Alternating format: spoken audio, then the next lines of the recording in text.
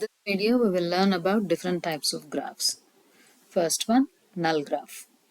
Here we'll be having only the vertices and will not have any edges. So because there will be no edges, no vertices can be connected with any other vertex actually. So for this reason we can also call this null graph as empty graph also. Next one is trivial graph. Here only single vertex will be there because single vertex is existing and no other vertex is existing. There is no chance for existence of edges actually, because in order to have an edge we need minimum two vertices. Next one, undirected graph. So here the edges will be represented just with a single straight line actually, without any arrows. So it is also referred as bidirectional, we can say, which means like B can communicate with C and C can communicate with B.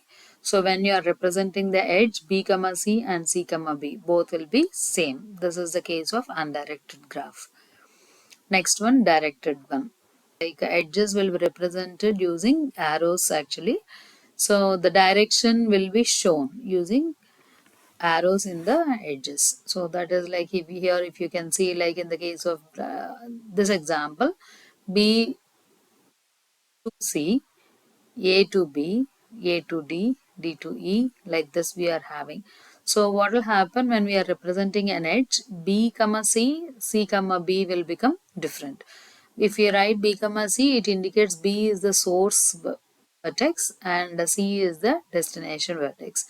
Now because here only B to C arrow is there or edge is there, we can write B comma C, but C comma B is not possible because there is no edge from C to B. Okay. Next, disconnected graph. So here, if any graph is having particular vertex which cannot be reached from any other vertex in the graph, then we call it as a disconnected graph actually. So a graph in which at least one node is not reachable from a node, like any different nodes actually, then we can say it as a disconnected graph. Complete graph means like a particular vertex will be connected to all other vertices actually. Now here if you see in this particular graph, B is connected to C, E, D. Similarly, C is connected to B, D, E is connected to B, C, D, and D is connected to B, C, E actually. Next, cycle graph. So complete graph should be in the form of a cycle actually. So when we are forming the graph itself in the cycle, the degree of each vertex will be 2. Suppose if this is a directed graph actually. So in that case, in degree will be 1, out degree will be 1. So degree of each vertex will be divided into in degree and out degree. So in degree will be 1 and out degree will be 1 in the case of directed cycle graph. In the case of cyclic graph, what will happen? Like at least one cycle should exist in the graph. So you can see like cycle graph can become a cyclic, but cyclic graph cannot be said as cycle graph actually. The next one is regular graph. In the case of undirected one, so here what is happening? Like the degree of all vertices should be same. So if it is equal to k, then we call it as a k regular graph in the case of undirected one.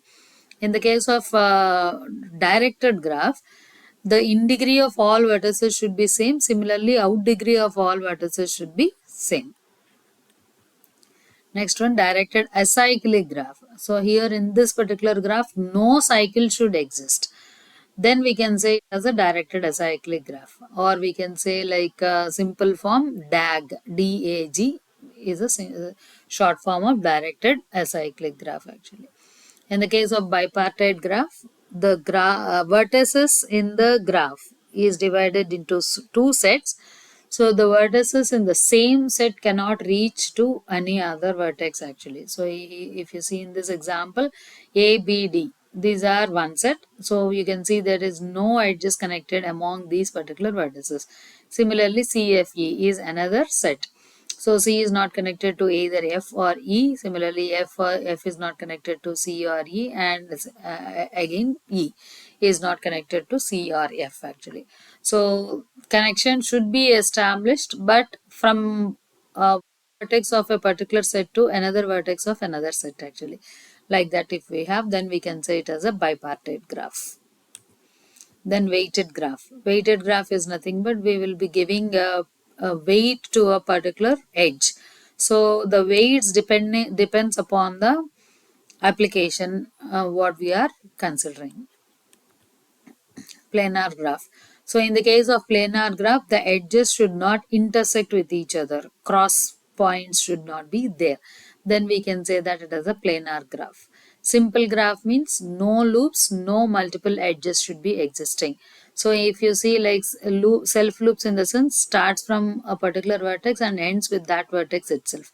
So starting from B and ends at B, then we can call self loop is existing. And similarly, now here we are having an edge from between B and C. If we are having another edge between B and C, then we can call as parallel edges or multiple edges actually. So because in this particular graph, there are no such edges, no self loops or parallel edges, we can call this as a simple graph.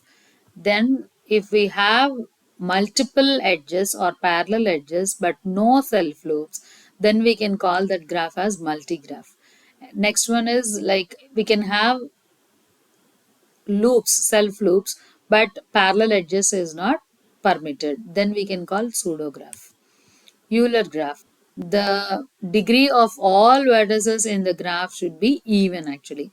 It need not be same. So here it is same. In this example it is same, but the degree of one vertex can be 2, the degree of another vertex can be 4, like that it can be. But the degree should be even actually. So in that case we can say it as a Euler graph.